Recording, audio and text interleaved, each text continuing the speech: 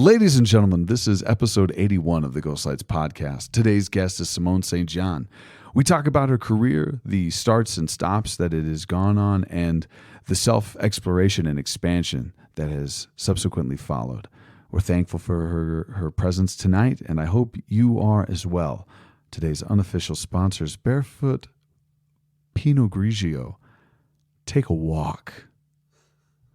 Dan, give us some War by the Hypnotic Brass Ensemble.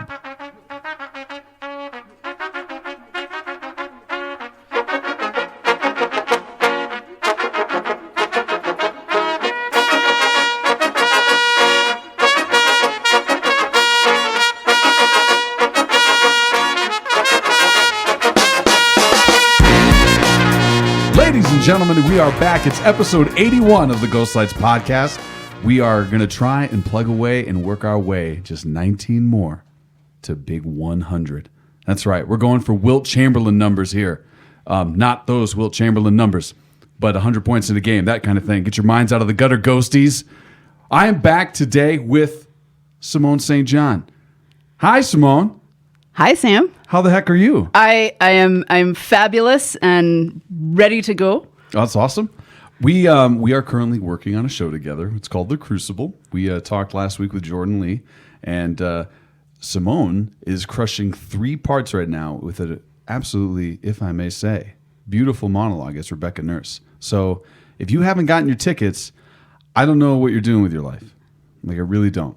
Unless like you've got like legitimate fears about being out in the pandemic world, I won't judge you for that. But if you've got a free evening and you want to go out, please put on your mask and come see us and show your vaccination card, because that stuff is cool and awesome. Or a free Sunday matinee. Or a free Sunday matinee. Sunday matinees are free? No. I mean like a free Sunday for the matinee. Oh, yes. Right. Very true. She's giving you the more accurate schedule than I am. Today's episode is brought to you by Barefoot Pinot Grigio, the winner of Gold and Best in Class awards for the 2016 International Women's Wine Competition. Barefoot, take a walk in the park. How was that? Was that a good little commercial right there? Is that really what it says? No, I added that little bit. Oh. Yeah, that was my own little segue right there. Take a walk in the park? Take a walk in the park, good job. like that play. Dude, you should do copywriting. I really should do copywriting. I should do Lots of things. Yeah. That's exactly what I was thinking. I had to break up a fight today. No way. Yeah, I did break up a huge fight today. And like I was alone by myself out there on the field, and I like, I've got to fight. I've got the walkie-talkie. I've got to fight. I'm on the blacktop. Assistance. I need assistance. I'm breaking them up for like 5 minutes before anyone realizes what's going on. And you weren't that good at breaking them up if it took 5 minutes. Well, no, I got them separated. I got them separated pretty quickly. But here's the 2 things that I learned. One, the winner and loser of a fight in middle school is never actually the loser, because both of these people that got into a fight were acting like they dominated the other person. Oh, and right. I got news for them. You ain't do nothing. Someone got a scuff on their forehead, and that is it. You didn't determine a clear winner? There was no clear winner. Okay. And trust me, there's footage. There's footage of this altercation. And I'm sure it's already circulating around the social webs because there were too many phones to intercept all of them. I don't know why I'm like wanting to share this story of my day, but I think this is what I'm trying to get at is I am in the film. And you made your debut? I got to tell you, SAG is going to be sending DPS a letter of recompense. They're going to need to pay me for my appearance in this film. It's a short film. It's mostly my back and my lustrous hair, my lustrous hair, and my little crack. Because sometimes the guy's belt doesn't work that well when he's got to go bend over 2 feet to break up 4 feet tall 7th graders. Dude, so I have to wear suspenders as Francis in the play, and I think I may actually buy some because it seems like a really legit way to hold up your pants. It's a great way to hold up your pants. I don't know why we're not doing it more. Life hack from the early centuries of... I don't know how elastic works. I apologize. I don't know how far back I wanted to go on that. That was But we need suspenders. We all need suspenders, especially your boy Sam. If you want to see the video, I'll show it to you after the pod. How's that? Right on. Yeah, it's terrifying, and then I show up, and it's kind of comical. Yeah. So with that being said, I want the ghosties at home to bear with me. My voice might get a little ragged as we continue going on because I couldn't talk for like the next hour after that altercation. Anyway, Simone. Hi. Theater. Yes, How did sir. it happen to you? Well, going back into the old archives. So basically the school that I went to from pretty much second grade until I graduated high school, we did plays and there was always something that I could be involved in. I think the first thing we did was like a shadow puppet play. We had like students come from like, there was like a school in Chinatown and they came over and we did like shadow puppet play and all of that stuff. And but after that, basically I just did plays every year. And I did speech team and I did a lot of student government positions. My voice sounds all scratchy. We did student government positions and stuff. So I did a lot of public speaking, that kind of a thing. And it never really, I was talking to somebody about this and it never really was like a decision, like, well, I'm going to be an actor or whatever. Like it just sort of was like, oh, this is what I do. There was never like really like a pivotal moment. And then I did a little bit in college and then I moved out to Denver after college. And that was when I got involved with theater. Like I knew by then that I wanted to do it. I did not apply to acting schools because I was told, acting isn't like a job, like go to a regular college, which I did. And then when I came out to Denver, I knew acting was what I wanted to do. And so I sought out some people and talked to them and stuff. And I had a really good run from like 2006, 2007, that kind of a thing, 8, I don't know. Yeah, so I guess that's how it started. That sounded boring. Go ahead. Simone, stop judging yourself. No, okay. It's fine. I'm only holding my face. Okay, that's fine. Yeah. This is my first podcast, you guys, so I'm a little bit nervous, okay? There's no reason to be nervous. Right. Have more barefoot Pinot Grigio. Take a walk with me, Simone. Take a walk? Yeah. All right, we'll take a walk. Cheers. Cheers. Okay. Where was the school at? Where were you working at with that school? No, when I was in school. I went to Milton Academy in Boston. Oh, in Boston. Okay. Yeah. Did you notice like a difference in shift of like practices when you came from Boston to Denver? Was it something different about the East Coast that stuck out to you? Well, I mean, the only production that I did really when I was in college that I remember was a friend of mine had a theater company and she did something outside. So it was outside of college for me, basically. That was a pretty good production. I had a really unique time because when I got to Denver, I linked up with Shadow Theater, which was run by Jeffrey Nicholson at the time. And when people talk about like the golden age or whatever, and like that they got in on something at the right time, like to have been able to be a part of Shadow Theater was absolutely amazing. I mean, we would have the plays and then we would go out to dinner after. The camaraderie, the friendship, the support, all of the lessons I learned and everything like that. It was just an amazing experience being there. So I don't even know that like I have a good sense of like what theater is for other people because basically I think I had done like 4 different things with Shadow Theater like within a year. And it was just an absolutely amazing experience. I've never really had anything like it again. So it doesn't, my first stint in Denver doesn't really have the ability to be compared to anything else, just because that experience for me was just, it was family, like true family, kind of a thing. Was that important for you as part of like being involved in theater? Was like a connection to something bigger than that? Bigger than yourself, I should say? You know, Or were you not actively seeking it? I wasn't actively seeking it. It just sort of fell. It just came with it. You know, it's like, you know, when you buy stuff from Amazon and they throw in it like a surprise and you're like, oh my God, thanks, a surge protector, you know, or whatever.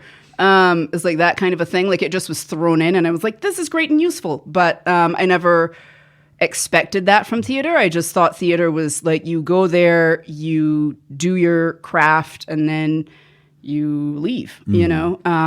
So, yeah, no, that wasn't anything that I expected, nor do I really expect it when I go into other theater experiences. But when it does happen, it feels nice, you know? I think like what we're doing right now at Miners Alley, that some of the relationships and stuff like that feel good. It feels like this sort of nice, everybody's really, you know, kind and fun and we joke and that kind of a thing. So there's that sort of element of it. And that felt like balm to my soul, you know, a little bit too as well. Yeah. Nice. Can you talk a little bit about Jeffrey Nicholson? Sorry. I was briefly introduced to him as he was leaving an event early in my career. Wow. And then shortly after he passed. So I was never able to make he was literally like walking out the door with family. And they're like, oh, Sam, that's Jeffrey Nicholson. And he was like, oh, hey. And he waved at me. Very nice. And walked out the door. And then, you know, unfortunately, he's not with us. He's not working with us anymore. Yeah. What were some of your experiences with him? What was like working with him? He was okay, let me there's just so much to him. He was very charismatic, really smart and very organized and focused. So when you got to rehearsals, like he had everything blocked. Like, you know, we were blocked really early so we were able to play and, you know, have our experiences as actors. Because he was also an actor and like a really good director, he had the ability to really give you guidance in what needed to be done. And he just wore a lot of hats. He's one of those people that is multifaceted in his skill, his skill. Set. That's the word. Thank you. That 3-letter word just evaded me. It's all right. So he was just multifaceted in that regard. And, you know, I really do think that I had some of my best acting because he was my director. You know, he had a way of understanding like how I worked. He knew that like I was very cerebral and like we needed to like get me out of that and more into my body and more into the experience. So he really just was a gem to work with. Anybody that got to work with him, you know, would be able to vouch for that. But just talented all around and really good with people, really good manner. And he was the hub of shadow theater for all of us. You know, he'd be the one we would go out to, and the places aren't even there anymore. We used to go out to, so I think it's now called like, I don't know if it's called Annie's, but we used to go out to what is Annie's now, I think. Good Friends? Was Good Friends. Oh, so we love used to Good go out Friends. to Good Friends. Sometimes we would go to Satire, you know, and just have that. And it would be a bunch of us, you know, and you'd just be talking and eating and having fun and all of that stuff. So, but, you know, he was the core of that. Like we never went and did those things like without Jeffrey. Jeffrey was the hub of all of that. And so he had really good people skills as well. And he just had, you know, an amazing vision. I remember him telling me that he was in Denver and there really weren't opportunities for Black people.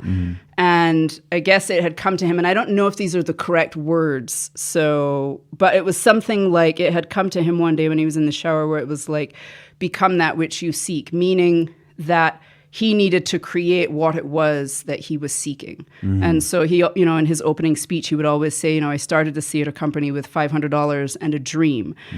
And his dream gave the opportunity for many Black actors to actually be able to act in things where you weren't just playing a slave. You know, we had actual like real life things that were going on. I remember I did a show. It was a 2-person play with with Curtis Tarkington, and it was called Plenty of Time, and it just ran us through like decades of us coming together and having this love that like couldn't quite work. But it was just an experience that you were watching humanity. He had this thing about doing theater that was about the heart of humanity.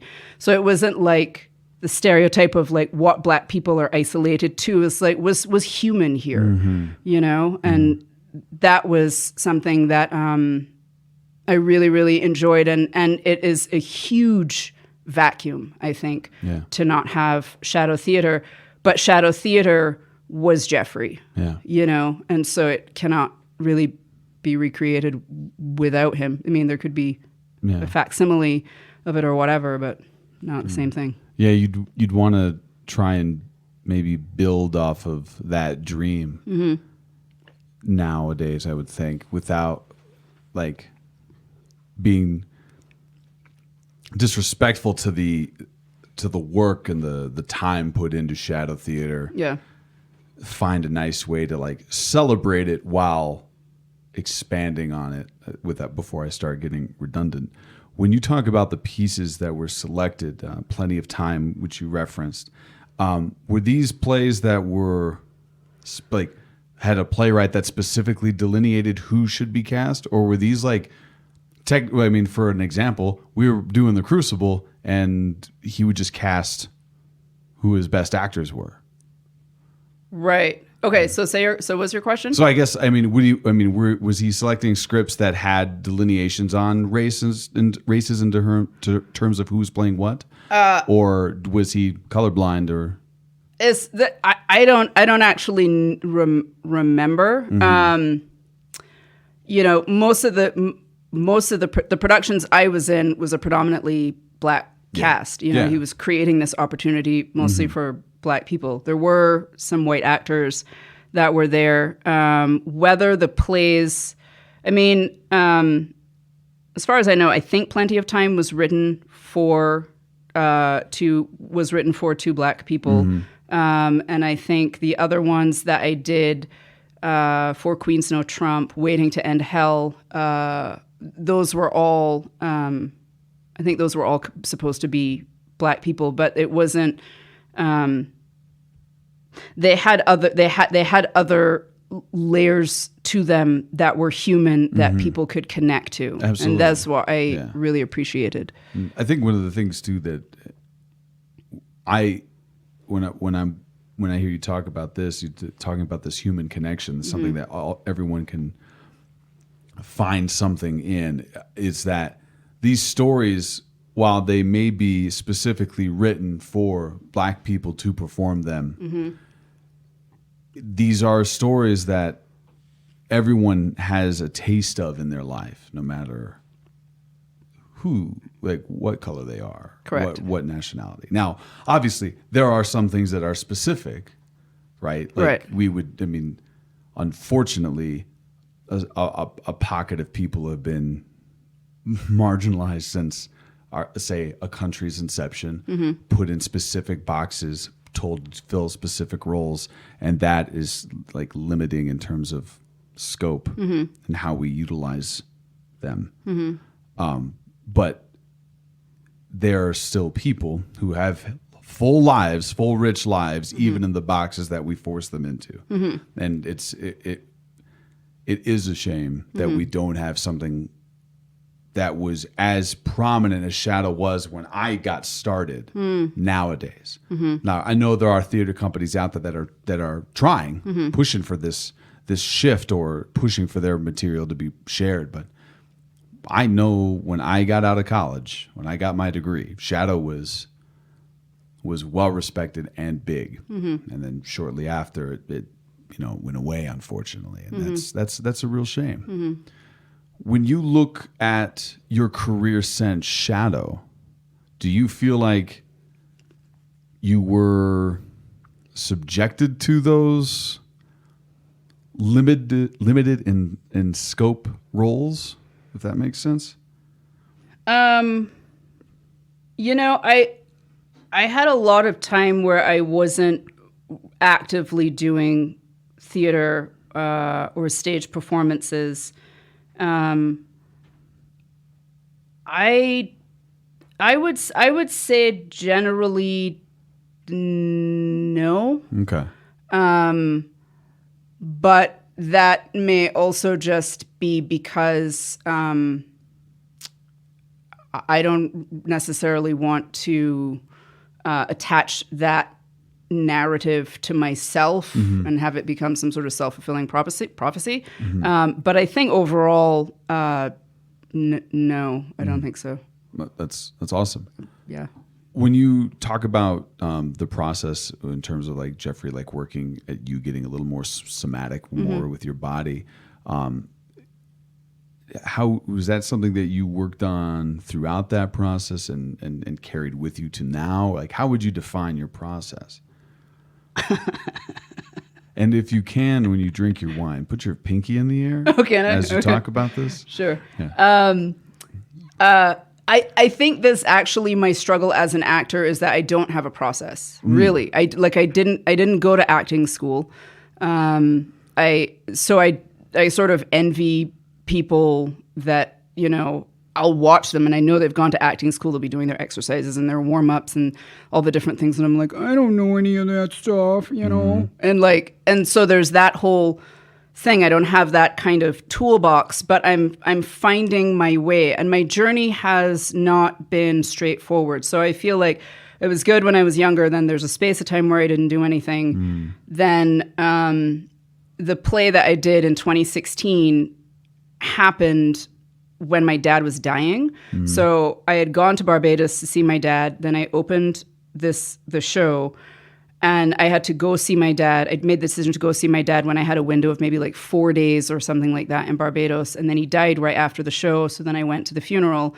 And then I didn't do another play, I think, for like 2-3 years. And when I got to the next play that I did, I was just locked up emotionally, just numb, couldn't access anything. It was scary for me.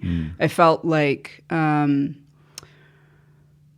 I would be on stage and I would be saying the line, not in the actual production, but in the rehearsals, I would be saying the lines, and it would be like, it sounded to me like I was acting like a bad actor. And like, I'm already in my head enough as it is. And that just was like this like echo upon itself in my head. And I was like, oh, Jesus, you know? So that particular play then became this thing where I was like a chicken in the egg, like just trying to break out of whatever that was. And I started to realize that I needed to be more communicative in life in general. I needed to allow myself to express emotions. It needed to be okay for me to cry, whether or not that was something that was considered acceptable in my upbringing or not. Like I needed to be able to have the full range of expression as a human, and also so that I can also bring this on stage. I can't be this locked up, you know, like I don't know if I should touch you. I don't know what I could do, blah, blah, blah. And like being all like that and then expect to go on stage and be this expanded, brilliant being, you know? So there was a process that unraveled me in that play. And so now here at Miners Alley in this particular performance, what I have been able to do in this performance, and it is still to my consideration not I could be better, I could do more, it could be more fantastic than what it is right now. But what it is right now is the fact that I'm able to access the range of emotions I'm able to access in this play is amazing to me, given how numb I recognized myself to be in the previous production that I had done. And now I have completely forgotten what your initial question was. Oh, my trajectory, right. So my trajectory wasn't a smooth one. Neither was my life. But that's beside the point. That's another podcast, Sam. We've got time. No, we don't. We don't have enough barefoot, though. That's anyway, true. barefoot, take a walk. But yeah, so my trajectory was not a straight line, but I bow to the grace of the trajectory because it was human. You know, for me to it would be cool for me to be like, well, I did stuff when I was a kid and in high school, and I went to acting school, and then I got these plays, and I've just been evolving ever since, and I'm in my body, and it's really great, and like, you know, and I got all these techniques, you know, and like all this. Like, I'd love to be able to do that and say that. But on the other hand, this is real. Yeah. This is real. I had a parent that died that I was not prepared for that, even though I totally thought I would be. You know, I had no idea that I had locked up on my emotions. I had no idea I wasn't being communicative. I didn't know that the way I was living my life would also affect my craft, you know? And so I learned all of that. And so for me now, this is Miners Alley really is me being able to witness my rebirth. I'm sure there was a rebirth that was happening while I was doing the play previous to this, but I can now experience my rebirth because I can feel that I can tap into a range of emotions that were I didn't even know I could do anymore. Absolutely. You know? Well, it's like when an egg is delivered, it starts to hatch. The chick inside like breaks the shell. And now you're out of the shell. Like there's stages to this because it's a process for the chick to break out. I mean, obviously it's got to, and once it does take its time before it's on its legs and before it can fly. Right. There's a process to all this. Like as you were saying, like what you experience, what your career trajectory was like. It is definitely life. I mean, this is what happens. Like I got into acting like full time when I was 27, while I was surrounded by people in college who were 20, 22 and looking at New York like this is where we go. And I'm like, I'll audition once I got a day job. And I've been doing that grind since then. And there's definitely been times where I've taken time off and reevaluated. The ghosties at home could tell you all the time I take to describe my career. On my podcast, I should probably hand it off to my guests more. But anyway, I think what you're describing is an individual's artistic path is that individual's artistic path, and it is not a microcosm nor an example of how it should go or what it is like. Right. It's an individual's experience. And I think what you're describing is really important to be heard by other actors. We always say that, I mean, we shouldn't necessarily use our craft as a means of like therapy, fixing things. Right. But it can be useful to point out those things. We talked about this last week a little bit with Jordan, and I've talked about it with other actors on this pod, and just, you know, sharing a beverage together or bumping into them or what have you. Like, there are certain things that we learn about ourselves more clearer in a rehearsal process or a moment on stage under the lights when there's audiences there that we would not have experienced otherwise had it not been for the work itself. Yeah. When you look at this rebirth process, both artistically and as a person, as Simone, what are some of the things that you believe are the most beneficial to your expansion?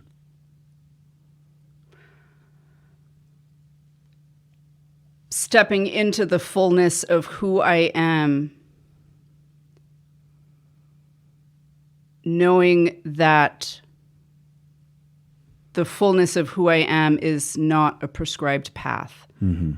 I think for a lot of my life, I used to be really, really, really frustrated that I used to be like, God, why could I just not be a doctor or a lawyer or like somebody with a prescribed path that and I'm sure that, doctors and lawyers are like, it doesn't feel prescribed to me, but whatever. But like something like that. Why couldn't I just be like normal? Because in addition to acting, there's also a spiritual side of me that is, completely outside of the traditional box as well. So I had to come to terms with that and be okay with expressing that side of myself. I had to be okay with expressing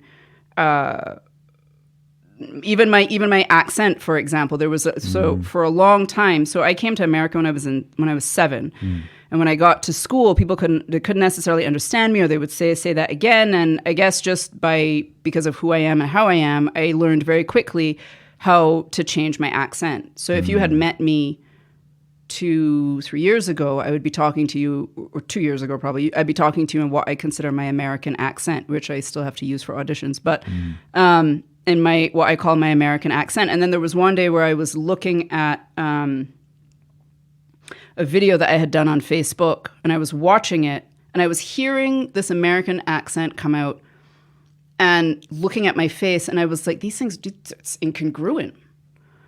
And I made a decision that day. I was like, I'm going to speak in my accent. And I speak in my accent like with my family and stuff, but I do the switch. As soon as I'm in front of somebody that I know is not from the islands, I, go into American. And now it's actually become a little harder for me to try to like switch into American. But I made that decision to go into my native voice. And there's a difference in, like, if I have to act in my American voice, the range of emotion, the way I handle things, my gestures are different than if I'm in my native voice. And that was fascinating for me to learn as well. I also went through the process of no longer chemically straightening my hair and going natural. That was a whole thing for me. So, Sam, take me back to the question, because you know how I get off track. What was the question again? I guess it's the things that you deemed vital in your expansion. Right. See how far off we got, kids? Yeah. The things that I deem vital. Basically, the crux of it was being authentic to myself and to my truth, understanding that I no longer wanted to fit in, and that I no longer wanted to settle, and that what I wanted is what I wanted, and I will wait until I get what I want. And that I think this probably really the core of it was just finally, like, I think is only now in this year that I've started to like make friends with myself, where I've started to be like, all right, I kind of dig this cat. All right, cool. Like, and I'm cool with it, and like, it's this whole like exploration for me now of myself. There was so many, but this is about life. I mean, there were so many things. It was like, watching people get married and they have the kids and they've got the 401k and all this stuff. And I'd be looking around and be like, well, I'm single and I don't have any kids and there's a 401k and Jesus Christ, it's just I didn't have any of these things. And then all of a sudden I realized, dude, I don't even care if I get married. Dude, I don't even want kids. Dude, it's just started to realize like what was for me, what was societally sort of, we just kind of take with us and don't ever look in the bag that we're given and be like, do I even want this? Yeah. And so for me, this period of time is more like, what do I want? How do I want to feel? And I've started to really dig into this idea of success equals feeling good. Because I have been, I remember there was one time where I was going really well. I was doing all this stuff to make myself feel good. And I hit like a patch of like 2 months where I could not get myself to feel good. And I realized, I was like, and I think it was just to have the lesson, I realized I was like, dude, the most precious thing we have is feeling good. Yeah. This is the most precious thing. Like, it doesn't matter if you get the car and the house and the dude and the this and the that. Like, it's like, can you feel good in all of it? Because I could have all the stuff and still not feel good. And so for me, my litmus test right now is, how do I feel? And do I feel good? And that is like my measure of success. And that for me now is tied to my authentic self and being that fully. And it's okay. Like, it's still sort of like, if I find out somebody doesn't like me, there's still that weird like, oh, geez, but like, why don't they like me? Like that kind of a thing. And then I'm like, shut up, Simone. But like, other than that, like, like Family Guy, where they're always like, "Shut up, Meg." Yeah, so anyway, exactly. that's what I do to myself sometimes. Shut up, Simone. So like I do that kind of a I will not fart in your face, Simone. yeah, I do that kind of a thing. But overall, I realize like I need to be good with myself. I need to feel like I am the full expression of myself, regardless of if you don't like it, regardless of if you don't understand it. That's okay, because I have to put my head on the pillow at night. I don't know if I answered your question. No, you absolutely did. Thanks. One of the things that stuck out to me when you talk about this bag of things that we're given, sold, packaged. There's the list of metaphors go on, and excuse me, I would be remiss if I wasn't hosting a podcast the week of Halloween. It's like Halloween. It's like going trick-or-treating. We put on this costume. We put on this presentation of what we think is cool or what speaks to us maybe. I don't want to defame everyone that dresses up on Halloween. But we put on this outfit. We hold on to this bag, and we go up to these houses, and we just say the quote that we're given, and we don't even care what they put in there. We're not even looking sometimes. And then we get home and we dump it up onto the floor, and it's someone put a fucking apple in there. Oh, man. And I'm like, this is Halloween. I want Reese's Peanut Butter Cup, or I want a Milk Dud. And what I'm trying to get at here is I get lost. Snickers, yeah. I want a Snickers. Who doesn't want it? Peanuts, caramel, creamy nougat. And not the little 1-inch kind. At least the fun size. Come on, kids. But no, definitely. We're not doing the little bites of Snickers here. This is Halloween. If it's not a fun size or a full bar, you done screwed up. Mm-hmm. Also, I'll tell you, great places to go trick-or-treating. You want to go in the Cherry Creek neighborhood. You want to go in the Pearl Street neighborhood on the other side of I-25 and Pearl near Wash Park. Okay? Take your kids there. It's going to be worthwhile. Anyway, but it's this presentational thing that we try to live up to is what I'm getting at. Like it's this great day we get to dress up. And some of us see that as our lives. Like I got to show up in this particular way in order to accomplish A, B, and C. And if I don't show up this way, I will not have those things. And then we start to judge our life according to those things without ever asking ourselves what we want. I was going to ask an awesome follow-up question, and I'm trying to talk now to Phil in order so I can find it. What are some of the things, I found the question, Simone, that you like about yourself right now? Do we have time, Sam? Yeah, of course we do. I mean, we've got a whiteboard wall here, so we can write them down, then we can break it down. Yeah.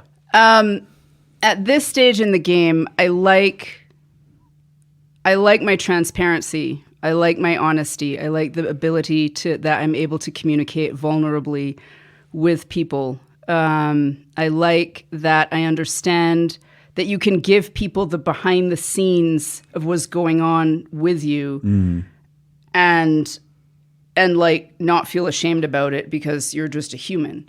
And I've leaned a lot into that, and that's very freeing. I like that I know my truth. I like that I trust my intuition. I like that I see the beauty in people. I like that I never go down.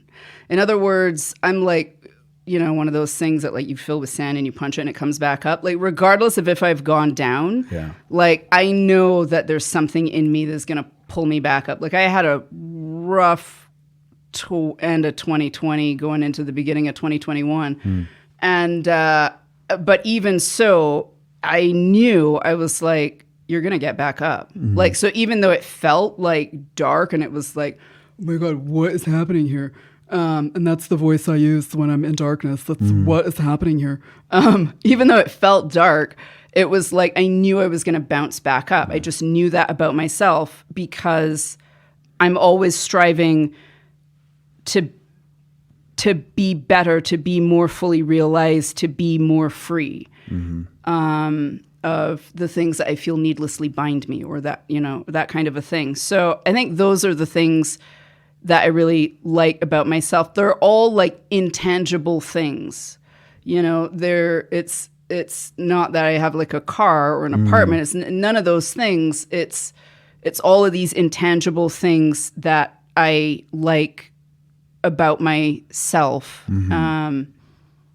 So that's where I am right now. No, it's great. Yeah. I mean, when you were talking about finding those things, I felt like that was the question I wanted to get at. It's so rarely do we actually say those things out loud, or at least I don't feel like I give my peoples, the people that are around me, the airspace to announce those things, say them out loud. Dan, put the phone down. Question for you. Dan getting called out. Dan, what do you like about yourself?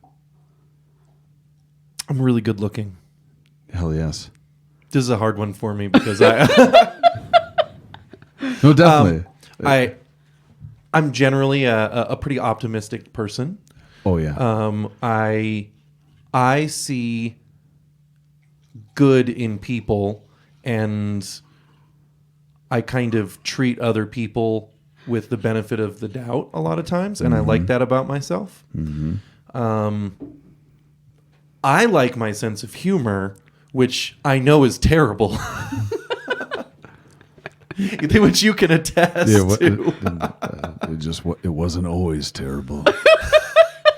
There was a time, a dark time before the dawn, where you were actually quite pleasant to be around. No, I'm kidding.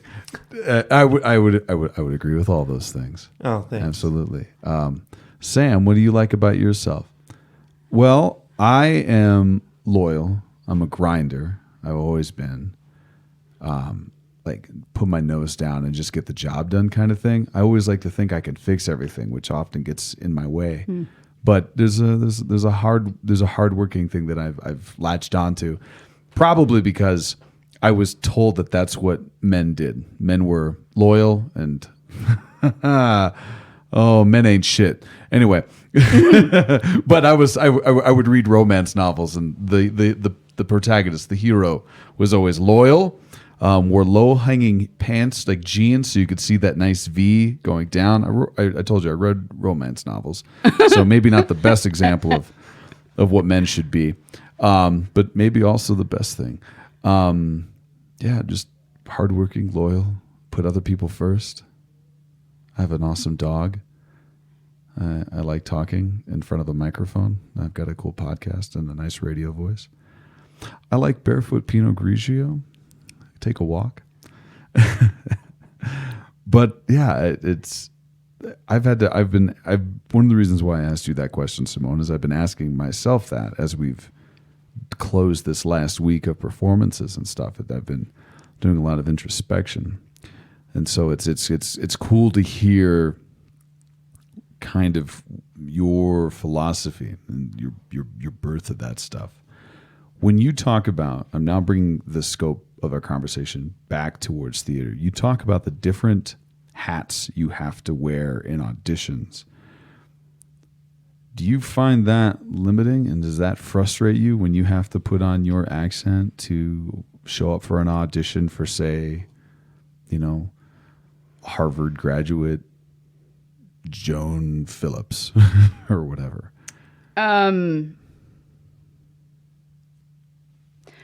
mean, I also accept that it is like the nature of the beast. I mean, you get like a minute to show yourself, and if they hear me talking like this, they're not going to realize that, oh, she can also do an American accent and like however many other voices. Do you know what I mean? So like I'm aware of the limitations of the audition process itself. Sometimes I do wish that I could just show up the way that I am, just because it feels more comfortable and natural to me at this point in the game. But like I ain't mad, you know. I ain't mad at it. Yeah. You know, I mean, it is what it is.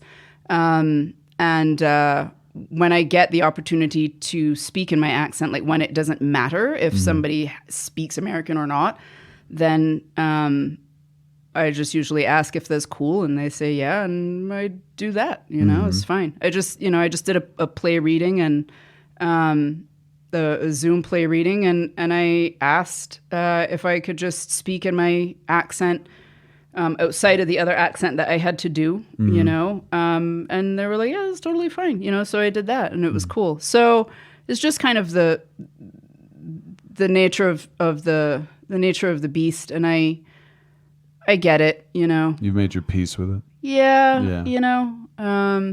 Is a strange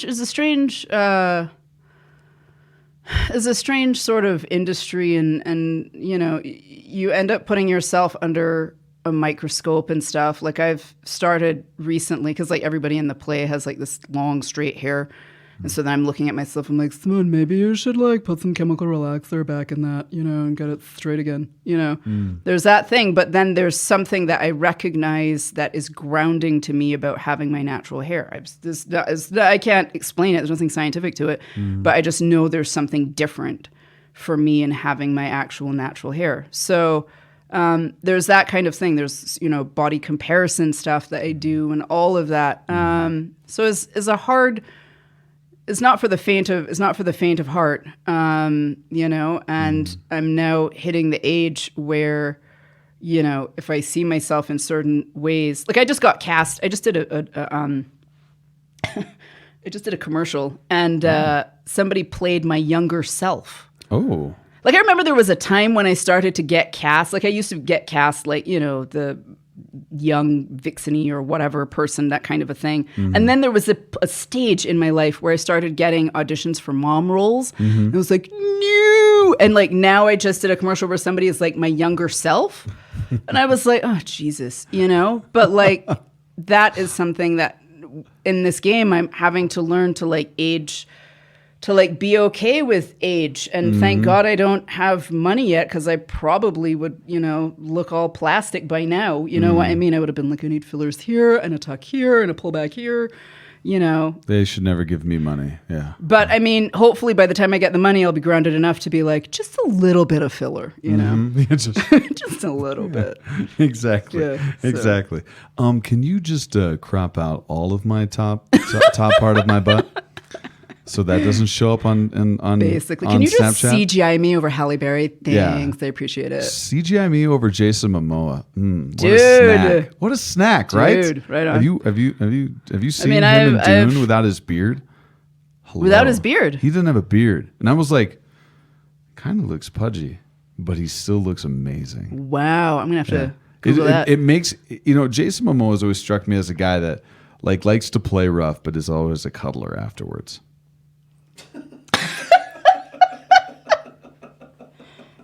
I mean, you can tell What did I you can say? tell he's sweet. You can tell he's got a sweet He's a side. very sweet, nice guy. Speaks multiple languages. Oh, does he? I did not know he was a polyglot. Yeah, I think he's ripped. He's got some awesome tattoos. If you're into that sort of thing, looks like a bad boy. Probably rides a motorcycle. He's an Aquaman. He can breathe underwater. Dude, I rode a motorcycle with someone, and I didn't know about the exhaust pipe. So I have a scar now on the you got inside. burned? Yeah, Oh, no. dude, I got burned. The pigment Yeah. is slowly coming in, but yeah. See, that's why whenever I'm on the back of my main man's hog, I wear my leather pants. Ah, Yeah, it's important you wear leather. yeah. Or denim. Yeah. Something. Yeah, no, I mean, never again with shorts on. Yeah. I don't know who I was. I learned the hard way. I was wearing some short shorts one day. Short shorts, on like the Daisy back. Dukes? Yeah. All right. Because I cut them off. You know, I had this spare pair of jeans that I wasn't wearing. And I was like, you know, Go I should get just 'em. cut those short and like, you know, show out a little bit. Yeah. You know, crazy denim Friday. I don't know if that's a real thing, but Don't it hate should the be. player. Go ahead. Hate the game. Anyway, yeah, I was on the back of Dan's hog, and just cruising down Leedsdale as I was, and I can't on my calves I can't grow hair anymore because I burned them so much. Oh. No, I'm kidding. This was all just a rib. Oh, okay. Yeah, it was all just a All right, cool. yeah. Cool. You Sorry. had me. Yeah. Good acting. This is the kind of acting you guys can experience at Miners Alley Playhouse. That's right. Come see The Crucible, starring Sam Gilstrap as Giles Corey. Go ahead. No, it's good. Every Thursday, Friday, and Saturday at 7 p.m. And Sundays at 7:30. 2. Sorry. Every Thursday, Friday, Saturday at 7:30. And Sundays at 2. That's right. Get your tickets now and come see the thing. Anyway, moving right along. What's your favorite snack food? Like you get home after a show, you're not ready to go to bed, you want to snack on something. What did you buy just for this occasion? You know, I have to say, Sam, that I really wasn't sure what I was going to be most impressed with this podcast. But the fluidity of your segues, Right? I mean, God.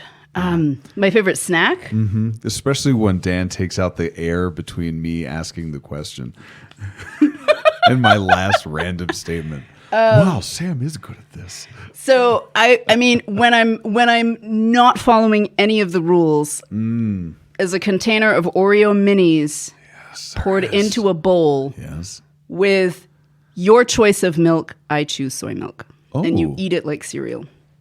Yeah, you do. Yeah. Are you familiar with the chocolate chip cookie cereal that's been out there? That's been out there for ages. Yeah, yeah. Is it any good? Oh, no, it doesn't taste like a Anything? chocolate chip cookie Yeah, at so all. you just buy the Chips Ahoy mini and do the same thing. Life hacks with Simone. That's right. Nice. I support that 110%. I know you do. One other thing that she likes about herself, mini cookies and cereal. That's her right. idea. You're welcome, America. You're welcome. That's right. Ghosties, pay attention. As you look at your future in performance, do you think about that at all? And if you do, what are some of the things that you want to have grow? I want to do film. Didn't you just get cast in one? I did, Sam. I did. Well, thank you for remembering, Sam. No I so problem. appreciate you. Yeah. Yes, I did.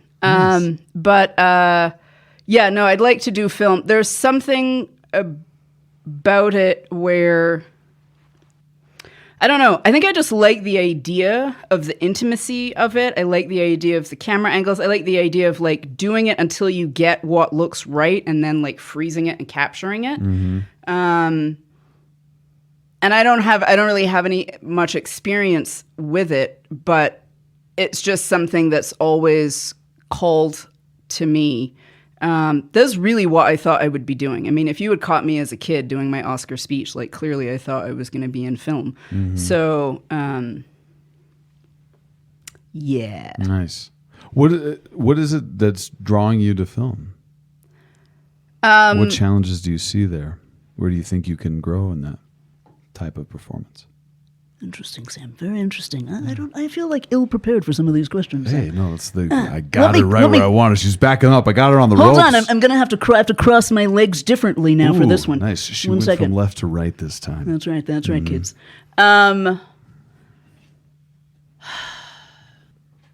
I think I think it is the intimacy and the nuance of the actions. Like there's a way in which when you're zoomed out on stage, Yeah. there's a huge stage. People don't necessarily get to see all the different nuancy things that you're doing or cooking up or whatever. But I like that idea of you can't hide from the camera.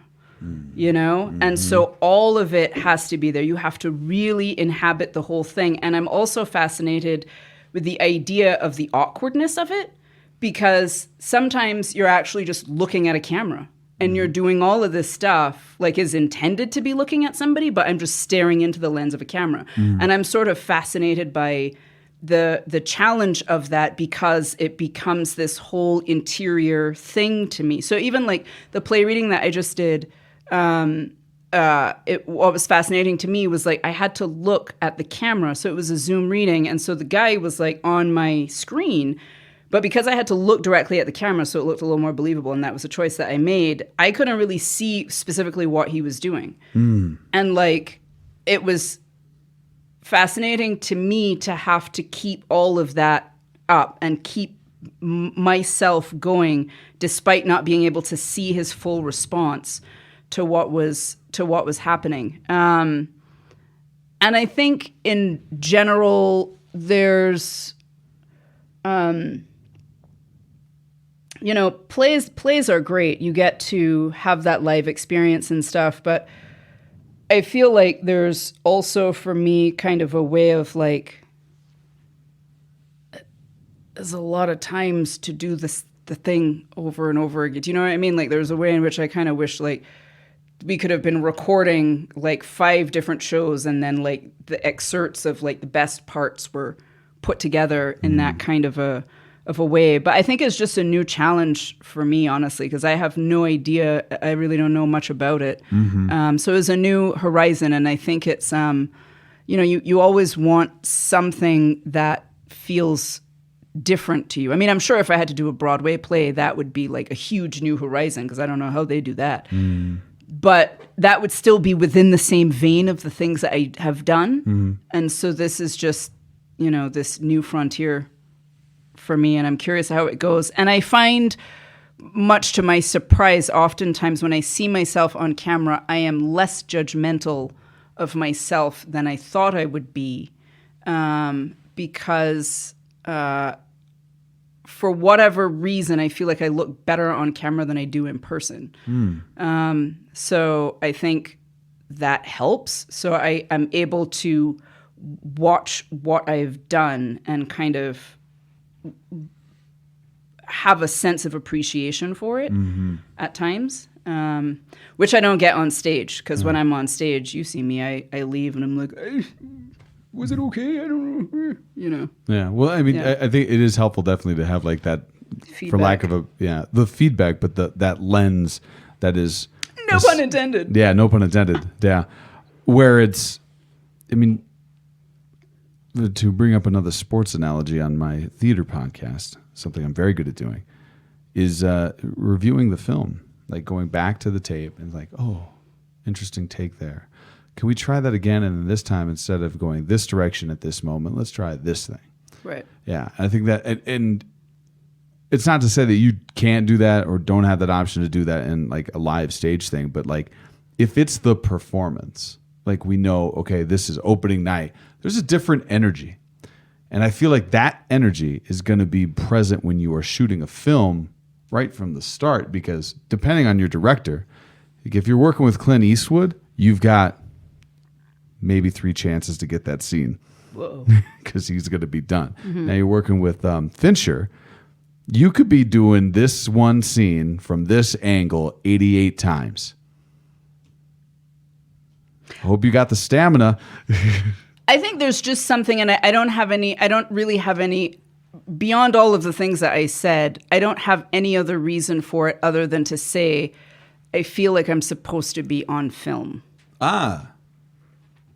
That's great. Do you have that awareness? Like that's something that you feel is being given to you? Yeah, that energetic pull. Yeah, that it feels like that would feel like home to me. Are you thinking about a move?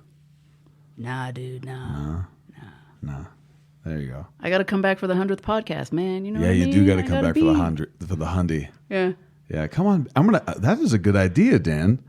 We just bring back some of our favorite guests. Simone, you got the first invitation. And we just it's just an hour of blue material with our favorite guests. Okay. Yeah. Thanks, Dan. Thanks for your chiming in. You mean Dan, you had your chance. You go relax in your recliner over there. You mean we gotta get like 30 people for 5 minutes and we record everybody just Yeah, I hope you got the mics. telling us how great we are Exactly. and how much of a good time they had on our podcast. Now that you say that out loud, it just sounds masturbatory, and I already have a podcast. I don't need to do that. Right? Oh, mercy. Simone, what is that ghost light you wish was left on for you when you started your career that you would leave on for the next generation? Oh, dear Lord. Can you remind me what the ghost thing was again? So the ghost thing is, what's that piece of advice you wish you had when you got started acting that you would give to the people coming up behind you, following your footsteps? That young queen from Barbados. Trust the timing. There's a way in which, and I think this goes for life in general, and it is now clearly applicable in my my life at present. But there's a way in which I planned I envisioned my life going a certain way. And it did not go that way, like, at all. But here's the thing, it is right now, I feel like things are opening up for me. Things feel really good. I feel really good. And so it's about trusting the timing. Like, you're never out of the game till you're dead, And I think also, I'm gonna give 2 pieces of advice, guys. Absolutely. Maybe even 3. Leave Hold on all the lights. I know I'm gonna leave on all the lights. That's It's like right. a mansion here. Okay, That's hold on. beautiful. 1 second, Sam. Hold on, Sam. Okay, let me get together. We've got solar panels. We're thank fine. you. Oh yeah, totally. And then the other thing is also, like, and I would tell this to myself right now, because I even did this at this play and I'm realizing how detrimental it is for me to do. So I'm not going to do it in the next one. Stop comparing yourself. Stop comparing where you are and like where people are at the same time. Like, there are some people, like there's some people who come to the rehearsal already off book, and then I'll be all in my head like, Oh my God, I'm not off book. They're off book. I've failed. Yeah. And like I do this whole thing, and oh my God, they've got their character figured out, all that stuff. Like, it doesn't actually, the rehearsal process is for you to play, and your responsibility is to get off book when they tell you to get off book, and to like have the character figured out by the time you need to have the character figured out. But the time before that, like spending that time comparing myself to other people and all of that stuff, like it really just sort of deflated me, and then I had to like reinflate myself to try to even get going. So just like not comparing yourself to other people's process, because your process is unique, because there's a way in which certain things may take less time for other people, and then certain things that take very little time for you take more for them. So it just all kind of evens out at its own pace. And also be okay with understanding that sometimes you're not as fast as other people in certain areas, and that's okay too. But you can just show up, and even if you have to show up and do more work, that's okay. It's just like about the end game and the process and all of that stuff. And really, like, we are here to play. And ultimately, like, before I go on stage, I really just ask to be cleared of my ego so that I can go out there and perform and give an honest portrayal to the audience of the characters, so that they can have whatever the experience it is that is, like, for lack of a better word, ordained for them to have, that is intended for them to have. So I just ask to be the vessel. So the more you can just kind of get out of your way to have the experience, because there's a way in which I think I've looked at a lot of these things in my life. It's, if I get this, and then I get this, and then I'll be here, and da-da-da-da. But it's never about where you get to. Anything that you have gotten, as soon as you get it, you're like, all right, dude, what's the next thing? And so there's something about enjoying, and it's so cliche, but like, dude, it is the same thing that comes back every single time. It's about enjoying the experience itself, because those goal markers, the awards or the whatever it is, and the, the paycheck and the this and that, those things fade. And are you having fun in the experience? Are you present? Are you enjoying it? Are you allowing yourself to really be flexible and take risks? I did that in this play. I came in and you saw me, I came in and I like stuffed my bra. I was like, I think Rebecca should have really big boobs, or whatever it was. And like this, I was just playing around with whatever it was and having an experience. And there was still a part of my brain that would be like, Simone, everybody's got their character down and you're still like messing around with these things and da-da-da.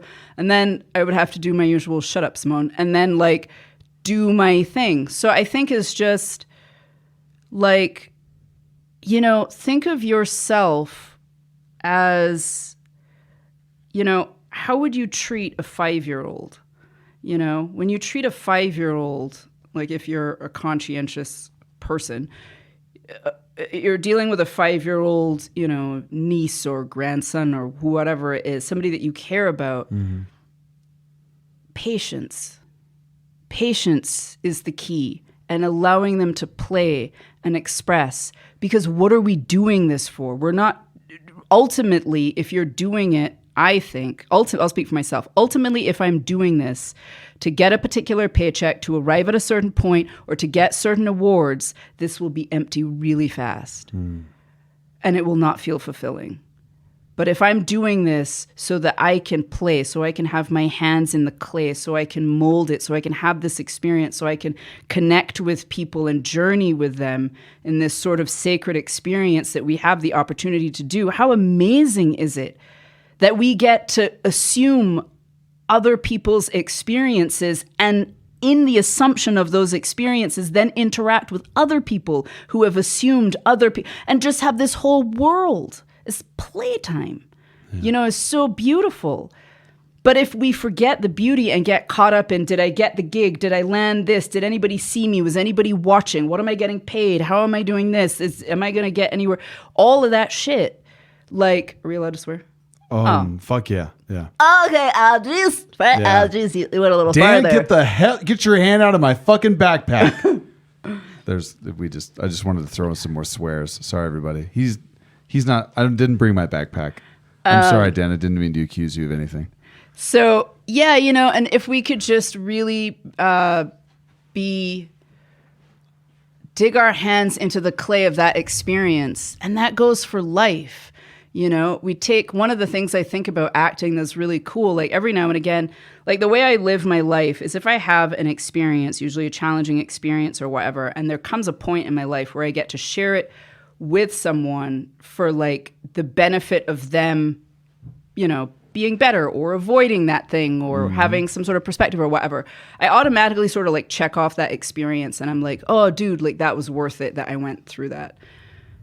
And that's the thing too with acting, like some of these experiences that we have, we will get to draw on, we will get to use, maybe there will come a time where I will draw on, that time when I was standing like next to my dad's bed as I could tell he was not going to make it. And that was the last time I was going to see him, playing Engelbert Humperdinck for him, because my mom told me that was like his favorite music, and I watched how his whole demeanor changed, and he was moving his hands, and he was having an experience, and all of this stuff. Or like, when I was on the plane, and the plane was taking off down the runway, and I knew that was the last time I was going to see him alive, and I couldn't stop time, I couldn't stop the plane, and it was a metaphor for life. Like everything just keeps rolling, it keeps going, and you can't stop. All of that.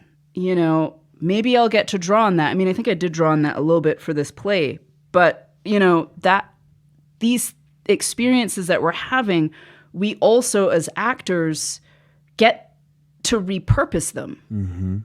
Not everybody gets that experience to really repurpose their experiences. And that's a beautiful thing. And I just think it's really nice to do this podcast because I really haven't thought about acting in this kind of a way, but I am leaving here with a sense of gratitude for the craft that I really hadn't thought of until now. I just know that I like doing it, but it really is a sacred experience that we get to share with our fellow castmates and with the audience members.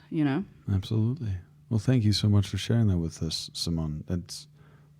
Those are good ghost lights to leave on. No,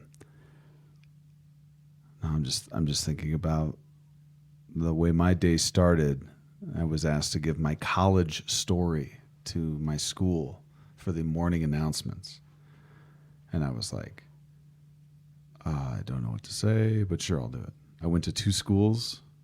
I didn't know who I was until I started being other people. It's a term I've used on here all the time. And I said that to a room full of 7th graders and one 6th grader and my principal. And I didn't think anything of it. And then for the rest of the day, teachers were like, that's a great story, patted me on the back and stuff like that. And you know, that's really cool. And you're absolutely right. It is sacred. We are the instruments by which we get to paint on a canvas or play music. We are those instruments. And the only way to truly give an authentic performance, presentation, open house, free Friday, or whatever they're called. What is it? The first Friday? First Friday is to learn as much about ourselves as we possibly can and learn to love those things about ourselves. Ladies and gentlemen, this has been episode 81 of the Ghost Lights podcast. The guest on this Ghost Lights episode is Simone St. John. She is Rebecca Nurse. She is Tituba. She is Frances Nurse in Miners Alley's production of The Crucible, running from now until November 7th. I hope you will get your tickets. I hope you will join us, and I hope you will clap it up for this person when you see her, because damn it, she's a rock star. Dan, do the damn thing.